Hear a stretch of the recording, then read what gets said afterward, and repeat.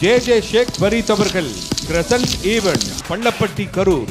உலக அளவில் மொழி, கலை, பண்பாடு ஆகியவைதான் மனிதர்களை மற்ற உயிரினங்களிலிருந்து வேறுபடுத்தி காட்டுவதோடு மேம்பட்ட உயிரினமாக காட்டுகிறது.